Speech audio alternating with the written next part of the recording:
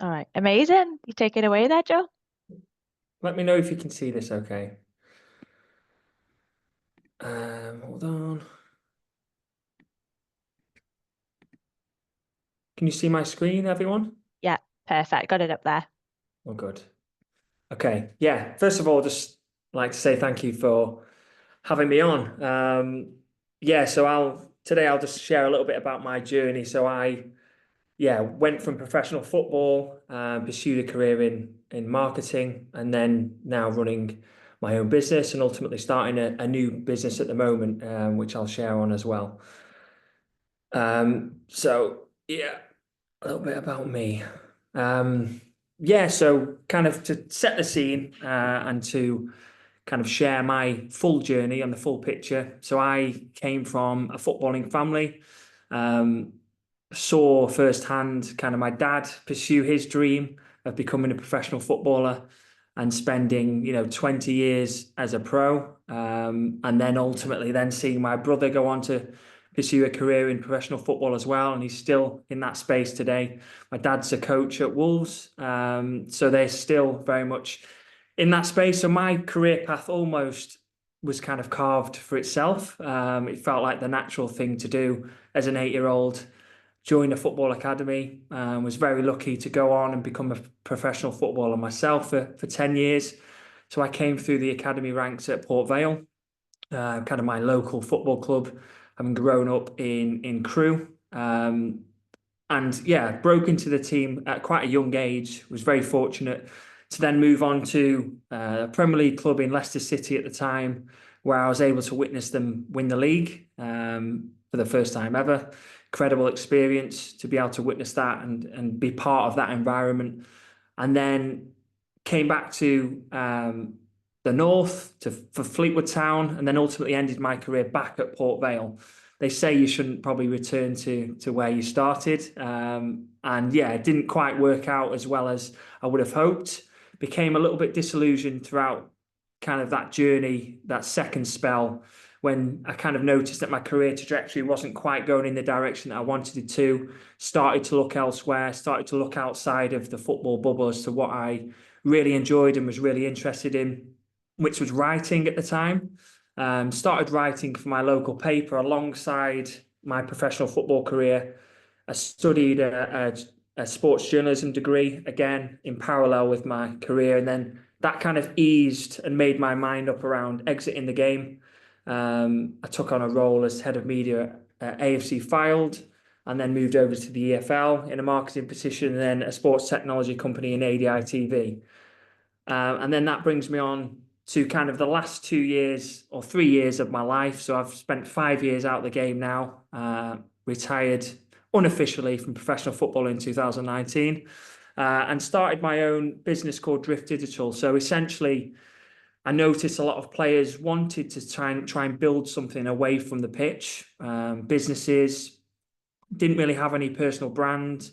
And I saw an opportunity there to help ex-teammates. And then suddenly I grew a bit of a client base, helping professional athletes set up their own businesses, essentially. It's quite a niche space to be in, but really fulfilling for me, as that was probably something I would have reaped the rewards of when I was playing, in terms of looking outside of my football career, and easing the transition. So probably what I haven't touched on is I probably spent a year or so a little bit lost after my football career. My whole identity was wrapped around Joe the footballer, so kind of letting go of that was difficult. But decided to pursue kind of this business dream of helping other ex-athletes. And then that brings me on to today. So over the last 6 months, started building a technology platform that ultimately centralizes this kind of support system for athletes to help them with their transition away from the game. And that's kind of the plane, building the plane as we're flying it is kind of a good way to kind of explain where we're at the minute. So we've launched and we're still kind of in startup build mode. So my career change, which I'm sure is quite relevant to some of the people on this call in regards to pursuing career change and digital marketing, and exploring whole new space and the anxieties that probably surround that. So for me, I probably suffered with all the classic symptoms of a retiring athlete in regards to identity loss, kind of still clinging on to the past. Financial worries, I probably hadn't set myself up very well to be able to have the luxury of having a year or two out of the game to pursue what I wanted to. So there was kind of that rushed element to find work. And yeah, feeling a little bit like an imposter in certain rooms.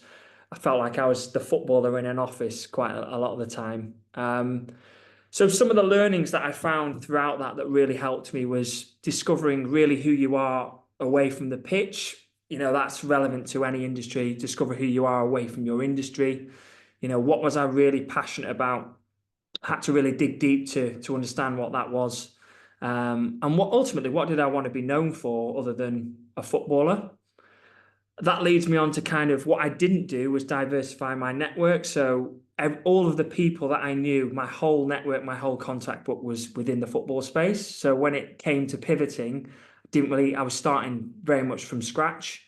So my advice would be to, build a network outside of the bubble that you're currently in, understanding where you want to get to and kind of the path that you need to go on and the people that you need around you to make that reality happen. The imposter thoughts I sat with for a long time, to a point where it probably did stifle my development in regards to my career, until I was vulnerable and honest about the way that I was feeling. I kind of realized that so many other people were suffering with a very similar thing, and my situation was completely normal. And until I let go of the footballer tag that I carried around, would go to barbecues and the first thing that they would ask is who you're playing for now. And I kind of always lived in the past for a period of time until I let go of that. I kind of dropped the ego and realized that I was starting from scratch. That was ultimately then when things started to improve for me. Some of the things that I did struggle with, admittedly, was that big transition from a football dressing room into an office. For anyone who's played sports, you'll know it's very difficult to replicate that dressing room environment. And without any exposure to anything else, I didn't have any understanding of how to conduct myself, the etiquette of workplace, didn't have a clue how to do the most basic things, hand in a holiday request form, never had a one-to-one, never really had KPIs set, didn't really know about email, had never owned a laptop before. So all of the basics that are quite comical now, I was literally starting from leaving school at the age of 26. So I was kind of going into rooms and feeling a little bit lost and as though I was embarrassed to ask those very basic questions. I noticed a very big change in pace. So I was always somebody who was always striving, climbing the ladder within football, whether it was coming through the academy ranks, trying to earn a professional contract, trying to get a move to a bigger club. When I was in the workplace, I struggled with kind of that. There wasn't that clear progression pathway for me. And when trying to understand what that really looked like, not really having the answers to it, I felt like there was ceilings there. There was a lack of ambition, without being rude to anyone who's kind of seeking that long, stable job, which is obviously an amazing thing to have. I was always looking for that next big thing, I think, which had always been kind of ingrained in me. So struggled to really stay in a role for over 2-3 years. Probably a negative, by the way, but that was kind of my personality, I suppose. And then ultimately, what I was trying to deal with was all of these doubts around transition. So because it was my own decision to come out of the game, it wasn't through injury and it was through disillusion. I felt as though I was probably throwing a lot of the sacrifices that people around me had given up away. Felt like I was letting down my family who had all been through that same pathway. And that I didn't really live up to the expectations that had been set to me. I reframed that. It took a while to do that, but ultimately I knew that I needed to, because if I carried on thinking and sitting with those thoughts, I wouldn't achieve anything in my post-sports career. So I learnt to kind of talk in a more positive language to myself. So reframing it to say, I learned so much, all of the skill sets that I can then transfer into a new career. um, understanding that it is a blank canvas. So why not be more successful in my second career than in my football career? And proving ultimately the doubters. So the people that perhaps were to say, why have you thrown it all away? I'd love to be a professional footballer. That, I was going to go on and achieve something after that. I realized that there was transferable skills. It took me a while. It's something that is shared a lot. It's kind of a word that's thrown around, I think. And while it's probably not the right word, transferable skills, I think it's more transferable traits. So the ability to work within a team, the resilience that's required within professional sport to keep bouncing back from setbacks, which is often on a weekly basis. You're dropped from the team, you lose a game, you get an injury. So the resilience that you really have to show to maintain a career in professional sport.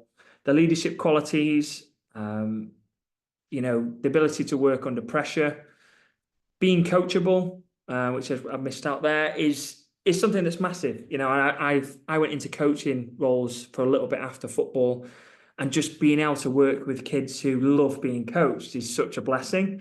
And I think that's something that you come out with, just that ability to take on information and do something with it. Being adaptable. So you wouldn't believe the amount of times I've had to move house throughout my career and being told that I was being shipped out on loan, often the day after. So packing up and moving, down the country, and just that adaptability to be able to go into a new dressing room, introduce yourself and fit in, I think is a real trait. And again, the ability to carry out orders, which without that, you won't really get too far in sport. So then I began to find my feet. Once I understood that I did have skills that were appealing to others, I began to then really kind of open up doors and make a real start in my second career. So I probably had 12 months of disillusionment. I then started to put myself out there a little bit more. I started to build my personal brand on LinkedIn, and put content out there and tell my story. And then started to leverage my contacts ultimately that I'd started to build in different spaces. And there's three things now that I kind of swear by. Sorry, I keep having to move my face out of the way. Let me try and get rid of that. Yeah, the three kind of must-dos that I think anyone who wants to kind of pivot into a different direction is create content, put yourself out there, tell your story, share things that you're passionate about. Let people know the journey that you're on, and don't be afraid to say that you're at the start of that journey. Because I think what I was surprised at when I did start to create content was the amount of people out there that really do want to help. Never stop learning. So you're probably something that you're doing today, always learning through Basecamp, and that's something that's I stand by. Always looking at new ways to learn, whether it's through actual education or just throwing yourself into new situations, things like this. I'm not really comfortable with this, but I know that for my own personal development, it's a really good thing to do. Chasing discomfort. I think as soon as you start to feel comfortable in an environment, you need to then look at how to create discomfort and seek that. Imposter thoughts are a really positive. It doesn't mean that you're in the wrong place. I always think that it means you're in the right. If you are not having those thoughts of being uncomfortable, then you've probably outgrown your current environment. So what I'm doing today, although I went on that journey of discovery and was able to find purpose, it's a real industry-wide problem in regards to transition. There's so many horrendous stats that still remain today around suicide, financial struggles, the well-being, addiction. So because of the personality traits of a professional athlete, they're more likely to fall into, gambling addiction compared to the average person. Direction. So there's so many people that just struggle to understand which direction to go in. And the stats around the people that actually make it, there's so many academy players that dedicate their entire lives and their families as well, that go along with that to then fall out of the game. It's such a problem. And the lack of preparation, again, I felt mildly prepared for my step, but it probably caught me out. I didn't underestimated how significant the change was really going to be. So, athletes give absolutely everything to being as successful as they can within their sport, but then ultimately have to start from scratch. And it's how you are able to prepare for that moment. Even as well, you might think that I was somebody who probably didn't go on to the heights that I should have done. But even for those guys, they have to have purpose beyond the game. It doesn't matter how much money you have in the bank. If you're not doing anything after and you don't have purpose, it's a real dangerous place to be. So I went on a bit of a one-man crusade to solve it in my own little world. And I felt the best way to do that was to help athletes build their personal brands. So diversify their profiles and be proactive. And also for anyone who had that entrepreneurial ambition, why not help them build it alongside and in parallel with their sports career? So there's so many different elements to it. I broke it down into different processes almost, and how I work with athletes, but it all sits with authenticity, aligning with passions. So really going on a journey with those athletes to understand what are you actually interested in away from your sport. That then enables you to build a relevant audience online, which is then beneficial when it comes to transition. So a lot of the struggles come from being too wrapped around your athletic identity and the way that you speak to yourself. If you have a bad game, that then carries into your home life. Your self-worth is very much attached to your performance on pitch. If you're able to detach yourself away from that, it really does help with the transition. And I guess that's the same in any work space. If everything you do on a day-to-day and the way that you value yourself and performance is on your work performance, then it really makes it difficult to do anything else outside of that. Yeah, and so I've been on this journey over the last 2 years, and it's been an amazing journey in regards to helping so many different athletes. So through that discovery process, I've been able to help athletes who have a love for fashion create clothing brands. I've been able to help athletes who have that real drive to do something within their local community, create coaching academies to spread their kind of knowledge and help the next generation. Charities, property development businesses, podcasts, financial advisory firms, using bad experiences of how, they've been done over almost in their lives through kind of bad financial advice. They really want to come back around to help the next generation get really good advice, and love for nature into kind of communities. So being able to turn passion into purpose is something that I'm really passionate about, and something that really fulfills me on a day-to-day basis. And there's a structure again to building that personal brand, often in line with the business ambitions. So, trying to come away from just being a footballer or just being an athlete, and kind of makes it a lot easier to then succeed in the business world if your personal brand is aligned with the business. So what I tend to do is break it down into 3 different sections. So how do we build the story? So we want it to always be authentic. We want it to really replicate the in-person personality online. You don't want it to really anyone to know that someone's managing your brand for you. You want it to sound in your voice. And again, work back from your goals. Where do you want to be in 10 years? How can we then every day build stories around that to get you to where you want to be? We build the audience to make it hyper relevant to your passions and your interests. That then creates a micro community. We do that through multiple different digital channels to be able to hit those different people. And then that leads to then the door opening. So the messages, the opportunities, the career opportunities, the business opportunities, the investment opportunities, the sponsorship opportunities, organically, because you've built your story, you're putting it out there, and there's an audience that want to listen to it, opportunities tend to come.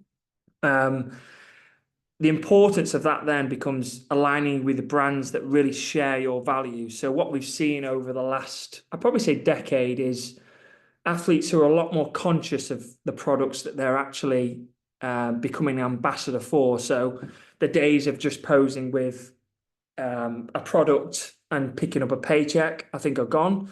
I think there was a lot more conscious, more of the Gen Z kind of younger audiences, younger athletes who want to be part of something that they actually believe in. Um, and yeah, that's how we then look to build revenue streams that tie into your story and tie into your audience. So there's kind of a three-step process to that. I'm not saying I'm the trailblazer for this in any sense, but there has been an absolute rise in the athlete entrepreneur and athlete investor as well. So, you look across the board to Harry Kane, who seems to be investing in everything at the moment. Erling Haaland is invested in stuff. Interestingly, invested in the hairband products that he used. Trent Alexander wanted to do something in the space of athlete aftercare. So he'd seen so many of his friends fall out of the system and he really wanted to fix that problem, very much aligned to myself. So set his own kind of aftercare technology platform up to help those people find work after sport. Matteo Flamini. So this is someone who's really interested, and I'm just sharing a handful here, by the way. He set his own biochemical company up. No idea how he got into that, but it just shows the diversity of interests of athletes and how often we don't pursue them, we suppress them, we believe we've already lived out our dream, so I probably don't deserve to do it again. I think there is that mentality. But if you have people around you who can open those doors to actually, you can go and do whatever you want to do after your football career. That's when you see the Flaminis of the world go on and do these crazy things. And Reece Wabara there, who's top left of the picture. So he is Manchester based and probably was, I would say, the trailblazer for this in terms of normalizing side hustles within football. So he set up Manier Devoir as he was coming towards the end of his career, but then that ultimately became his primary career, so that he was able to transition straight into this thriving fashion brand that still sits within the heart of Manchester today. So I think he has, a lot of credit for what he's done. So sharing what I'm currently working on today. So I know Amy, I think Amy was somebody who has presented on Basecamps before as well. So I've joined forces with Amy, who is the ex-global sponsorship director at Manchester United, and Tim Alexander, who also was a professional footballer. So he had a very similar journey to mine in regards to exiting the game at quite a young age, albeit 20 years, hope that's right, 20 years before me. And what he kind of noticed was that nothing really had moved on in regards to athlete aftercare within that period. We both had very similar stories of that kind of period of struggle. And he'd seen friends that had really struggled along that journey as well. So we're all kind of bringing our expertise into one space to really try to revolutionize the athlete aftercare and athlete transition process for clubs, but for the athletes, always for the athletes themselves. I think there's a lot of clubs, without being disrespectful, that see it as a bit of a tick box exercise, to track and monitor the hundreds and hundreds of players or thousands rather, that drop out. They try to track and monitor them, but really they don't really know where they go. And the support ends ultimately when they rip up their contract and deem them not good enough. So, we're creating a centralized technology platform that is ultimately going to connect the athlete to like-minded people, to mentors, to career opportunities, to education pathways, just like this, to ultimately help achieve seamless career transitions and happier athletes from entry through to exit, knowing that you have this kind of somewhere to land. You have this softer landing whenever the inevitable day comes to drop out of the industry, you have Thrive there to catch you. So my advice, if it's worth anything, I think how I treated myself or saw myself in transition was that I couldn't really achieve anything. I'd failed at football. I'd probably fail again. I was going through this probably period of, really beating myself up around how I didn't achieve what I needed to. But what I have realized is, the world is literally your oyster in regards to go and do whatever you like. People have done it at any age. And that's something that coach my clients every single day, some that drop out at 35 after having an amazing career in football, who just want to drop into coaching because that's the thing that you do, not the thing that they're passionate about. So I remember coming out, looking down at my CV with a handful of football clubs on it, a few games, and thinking, what the hell am I going to do with this? But and also seeing, some of my school friends who were in senior positions when I was just going into junior level positions, and the demoralization of that, thinking that's a long way for me to get up there. But just accepting that you're at the start of a brand new journey is a really exciting thing. And again, it just becomes to reframing your mentality towards this next step. So just as a bit of inspiration, all of these amazing people who have gone on to achieve amazing things later in life. So Stanley, who you probably won't know, but was, the mastermind behind Spider-Man, just shy of his 39th birthday, wrote his first comic book.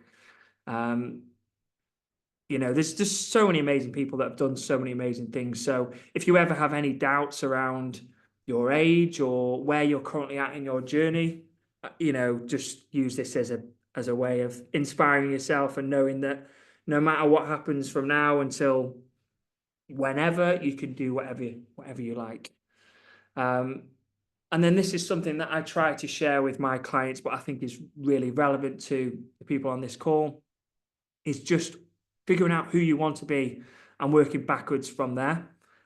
So identifying what is that dream, what is that end goal, what do I want to be known for, who other people are where I want to be, and how do I take all of the best bits of their journey and try to, in my own way, replicate them.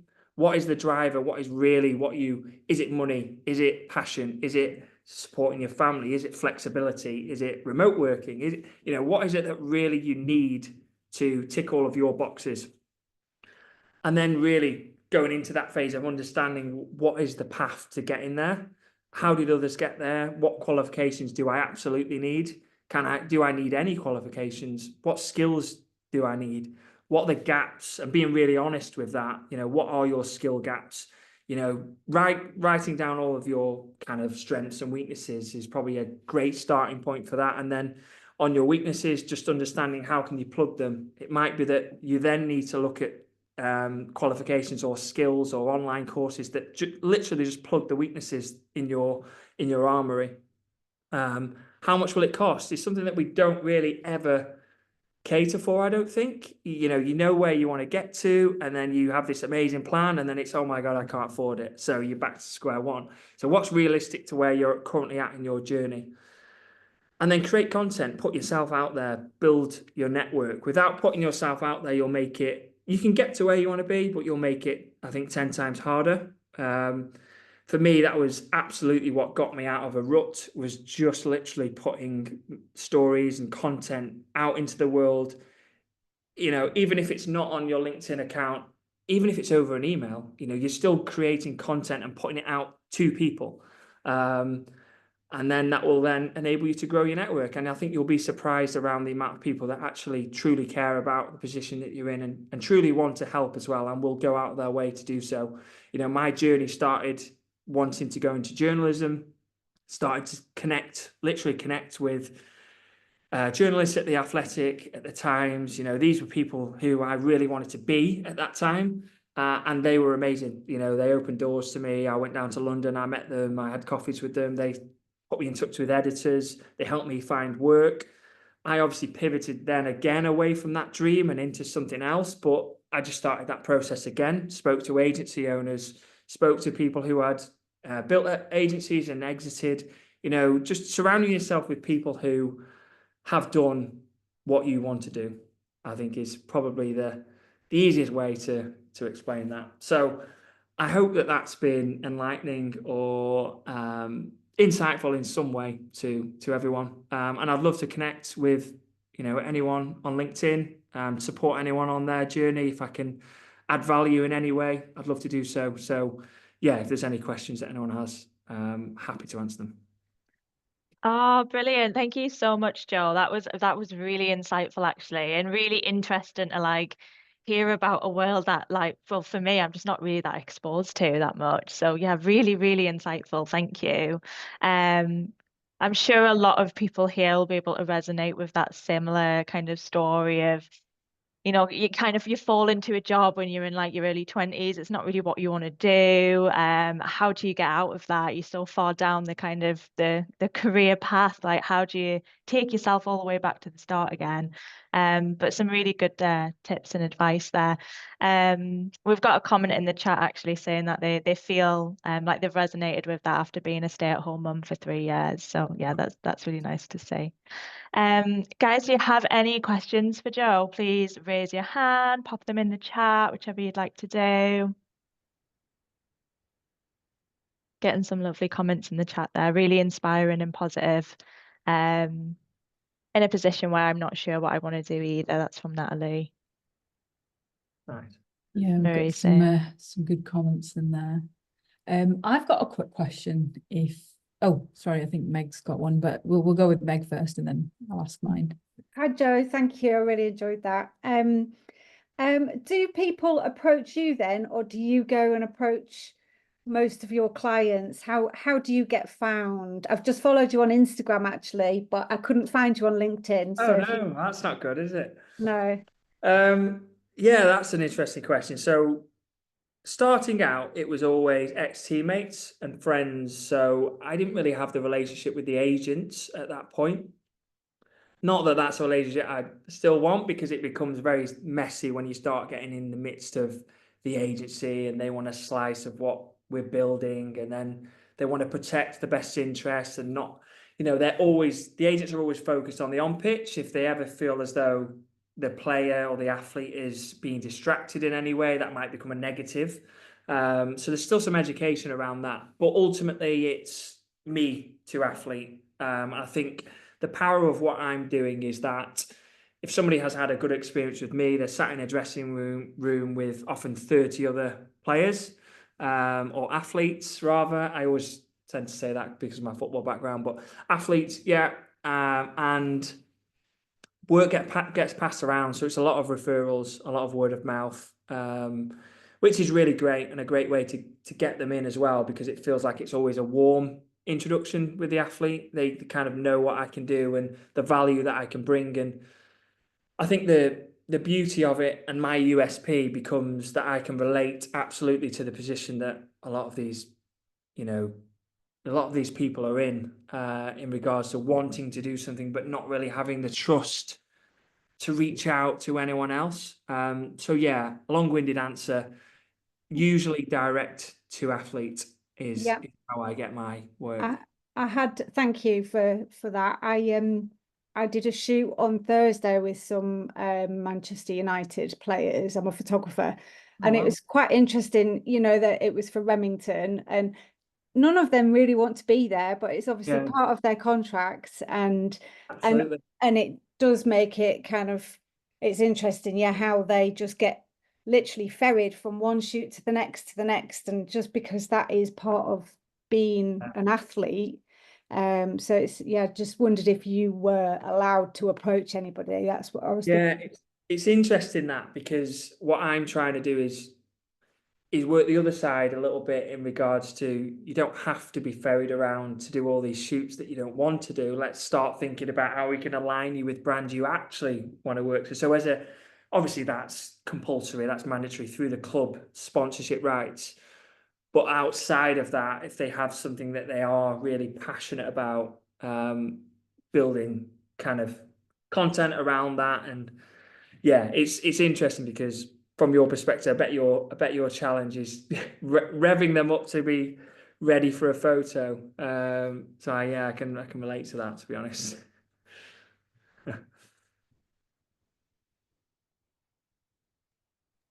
And we've got Rebecca with her hand raised. Hello. You mentioned that obviously the importance of getting content out there, and I just wondered how you kind of started with that and how you got comfortable with that. I guess from my perspective, I'm not someone who shares a lot on social media of my own stuff.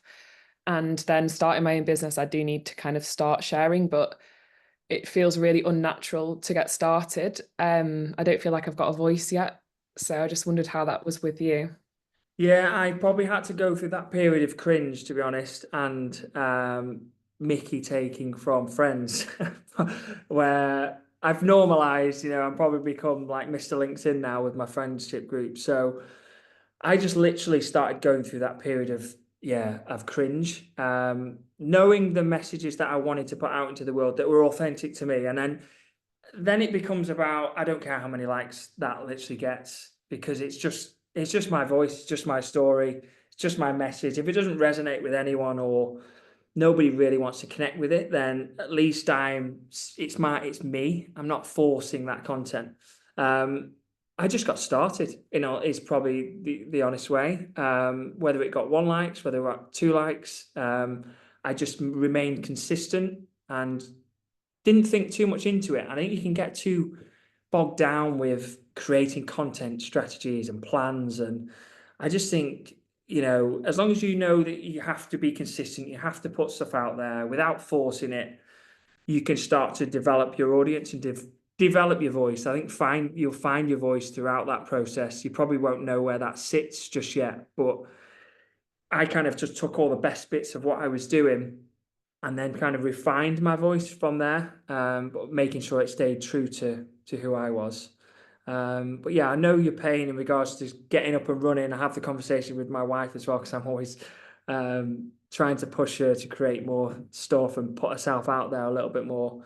So I understand the challenge is always getting started, but I think once you do, you'll find your feet.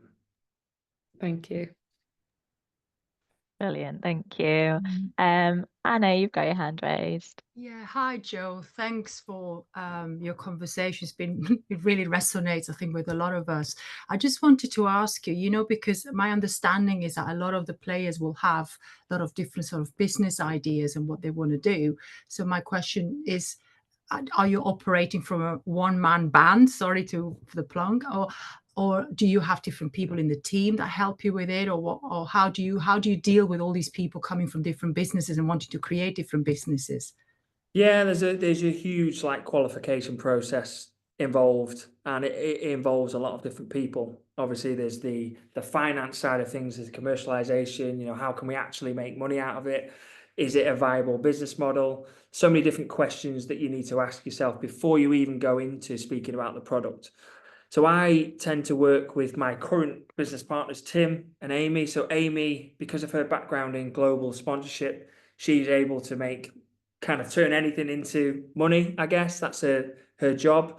And yeah, look after the partnership, the commercialization, the sponsorship. Tim's very tech and data. Both of those things aren't my bag. Then I sit in the middle of that with kind of the creative and the marketing and the branding side of things, which comes a little bit further down the journey. So the actual qualification, it's very much Amy, Tim, understanding the product, understanding does this have legs? Who can we bring in to fund it if that's something that they need to look into, the investment side of things, and then kind of passing down to me to try and build out that brand further down the line. So there's a bit of a system in place that's kind of organically being created. But yeah, there is a lot of moving parts, because you have to look at the content creation side of things. The social, who's going to manage the social media, who's going to give advice on all these different elements, and we tend to plug in different people at the right points, which is the beauty and a service in itself. I think a lot of athletes know what they think they know what they want, but then it always ends up being completely different at the end of it, as it's come through our kind of conveyor belt almost. Brilliant, thank you. Naya, did you want to ask your question? Sorry. Yeah, so I think there's a couple in the chat, so we'll get those answered because they've been in there for a while. Adrian's got one. What happens when you have too many ideas with too many directions you want to go in? Yeah, that's a great question. I think it's a good point to have too many ideas. I think that's a good start. Shows your level of ambition, and yeah, it's kind of pinpointing the one that you you feel has the best chance. And I guess for people like myself, I would be absolutely lapping up someone who has 1,000,001 ideas, because then we can bring that down to 3, then we can bring it down to 1. Yeah, it's difficult. I'm probably guilty of that myself in terms of thinking of 1,000,001 things. We're in the startup phase at the moment, and it's like trying to create some focus around your ideas is really important. It's difficult, but I think it's trying to qualify what you're passionate about. I think if you come away from kind of your passions and you're just trying to create things that you think is going to make you money, or you think is what other people are doing, but you're coming away from yourself. And I'm really passionate now about whatever I do moving forward. It might not be this, it might be something else. It's always going to be down to really what am I really passionate about, which is revolutionizing this athlete transition process and helping all these players that are falling out the game in all different angles and different stages of the life cycle. How can I support them in whatever way that may be? So I think it all comes down, I probably said passion 1,000,000 times on this call, but I'm really passionate about passion, and making sure that you stay true to yourself throughout your career journey. Nice, thank you for that. Amy, do you want to come on and ask your question? Sorry, I'm just unmuting. And I kind of forgot what my question was. First of all, I just wanted to say thank you. That was really inspiring. And as someone who is kind of in a pivotal time as well, it was really nice to hear just like all of the reassuring words that you said as well. My question was, like, you mentioned helping someone to develop a love for nature into a wellbeing community, and I just wanted to know what that looked like. For context, I create contemporary art and I run sustainable art workshops, which are all inspired by nature. So I just wanted to know a bit more about that. Yeah, so I actually don't think he's maintained what was built, but ultimately the concept was a footballer who transitioned out of the game quite abruptly through heart problems, and as part of his rehabilitation process, he had to go out and do certain amounts of miles per day, or not, definitely not miles per day, but a certain amount of steps per day, shall we say, which then turned into this love of nature. He would go out in the mornings before his daughter was up and just kind of walk through the field. So, and then it turned into like ice baths in the morning and developing this really structured morning routine around being outdoors. And then he wanted to formalize that and create this kind of community of people that he could bring together to share his passion and share his love. So it then turned into like a dad club at 6 a.m. where they would all go out together on a run before work. And yeah, it turned into this like really nice little community, which was unique for a footballer to really go down that route. So I thought it was amazing. I was like all in on this. Helped shape the business model and the brand and how we could create money from it, essentially, without it being a charity, which he didn't really want it to go down that route. Create merchandise off the back of it. So that then comes around, which you'll know, around how do you then build this kind of really engaged community of people that want to come together and you don't lose people, and that retention model, what does that really look like to make it sticky? So we had all these amazing conversations to bring it all to life and take it to market. He's gone in a different direction now, but his passions remain. So he's pivoted into something that is still within that space, which is really important. So I always say, if you want to go down and build something and pursue a venture, as long as it doesn't cost you a load of money, if you then take all of the learnings of that and just apply it to something else, it doesn't have to be this £1,000,000 company. You don't have to sell it. It might just be what catapults you into where you end up. So as long as there's always a positive that comes out of it, that would be my kind of message. But yeah, super interesting project, and I'm just so glad to see that he's maintained kind of that passion and moved into something else. Thanks, that was really helpful. Especially, I feel like I started off creating art, but have kind of catapulted into workshops and more, because I feel like there's also potential for more money in that direction as well, especially doing them with corporations. Is there any way that you could like recommend building like relationships with different brands and getting noticed by different brands? Because I'm trying to build up like kind of a list of companies that I'd be able to run these kind of like well-being workshops with. So I'm doing one next year with Patagonia, and I've got a couple with like Manchester Art Gallery and stuff like that, but just how to kind of like build on that momentum and like client base. Yeah, absolutely. I think that sounds super interesting. I think there's obviously with all the HR requirements to provide those wellbeing services, I think that you can literally go into any space and deliver a really engaging workshop in that space. So I think what you've done there and what you've built is you're open to anything. I think sports would really value that. I think it's really funny because the sports industry, it's all about kind of the athletes, but then what is anyone doing for the employers that are supporting the athletes from a wellbeing perspective? They're often the ones that are being neglected. So there's definitely an opportunity to go into that space and educate. So my advice from a starting point is document all of your thoughts and all of these amazing visuals that you probably have in this creative, put it into an engaging deck, and then, you know, just be out there, put yourself out there, outreach to people, use off the back of the Manchester Art, you know, all the work you're doing there to get into the doors of other organizations and other brands. But I'd be happy to have a call off, you know, off the back of this to support you and guide you through that process if that's something that you'd be interested in. That'd be really helpful. Yeah, thank you. I really appreciate that. No probs. Awesome. I think we've got a question from Charlotte. Do you want to come on and ask your question, Charlotte? Hi, Joe. That was really, really good. Thank you for sharing.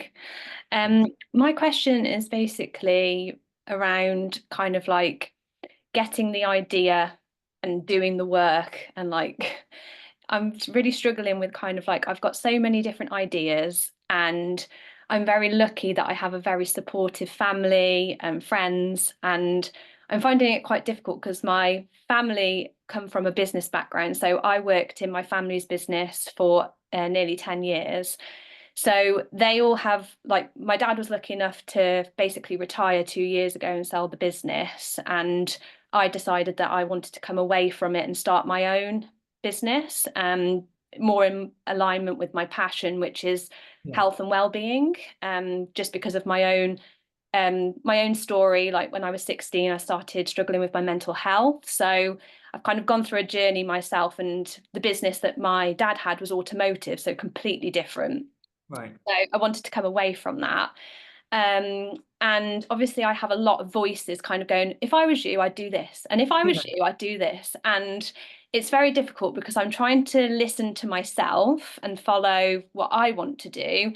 But I also want to take on what, you know, someone who's owned a business for over 20 years obviously has a lot of knowledge, and I could learn a lot from that. But I also kind of know the industry a lot better than he does. So my kind of question to you would be, obviously there's lots of things that I'm learning along the way, and for you to step out of, like, you know, step out of the pitch and on and into this brand new world, you obviously had to learn a lot of new skills. How did you kind of overcome any kind of resistance to kind of, I don't know, getting the things done? Because that's what I'm finding. Like, I know how everything works in theory, but doing it myself and then having all of these like external voices, it's quite difficult. So how did you manage that? And obviously the dynamic between kind of, like you were saying, your partner, you encourage her and everything, but when you're starting a business, obviously you need that support from the people around you. So how did you balance it all? And yeah, I'd be really interested to hear. No, that's an amazing question, and I can relate to your position in regards to coming out of something that your dad's done. And you know, my dad was a footballer, Of so course, I know the anxieties and the pressure that was almost just sat there in regards to trying to be as successful or try to learn or not let him down. Absolutely. I just want to make them proud. Yeah. That's what it is. Yeah. Exactly. I think in terms of learning, I literally didn't have a clue, but was lucky enough to be put into positions to learn and have the patience of somebody to say, Joe's not quite there yet, but we're going to take him on this journey to get him where he needs to be. And without having somebody like that, I probably wouldn't have learned anywhere near as fast as I did. You know, I remember taking on the head of media role at the football club that I first got a job at, and didn't even have a clue how to log into the laptop, and it was just the most embarrassing. I was meant to be going in to revolutionize the whole marketing department and was like the least tech savvy person. But because of my adaptability and coachability, and just I got to a point where I was like, look, I need support with these elements. These bits I'm fine. Just being super like transparent with your skill sets is a really good place to start with that. In terms of like business ideas or anything of that sort, I think I've always just said, like, try to get as much validation as possible from as many places as possible. Ideally, you know, the customer profile that you want to be going after at some point. And the one that has the most validation is the one that you should probably pursue in a way. But yeah, I think just getting into the weeds of things and just trying to navigate as best you can. You'll make mistakes, you'll go off track, but as long as you at some point come back onto the track that you want to, you'll get to where you need to be. So yeah, surrounding yourself with the people who have the patience for where you're currently at is super important. Hard to find, absolutely hard to find, but there's people out there willing to go on that journey with you as well. So yeah, that's probably my best advice to that one, is just getting stuck into it as best you can. Yeah. What was the timeline then between kind of like leaving football to kind of starting Thrive then? So was that like years, or was that Yes. So it's been what's it now? It's nearly 6 years now. Okay.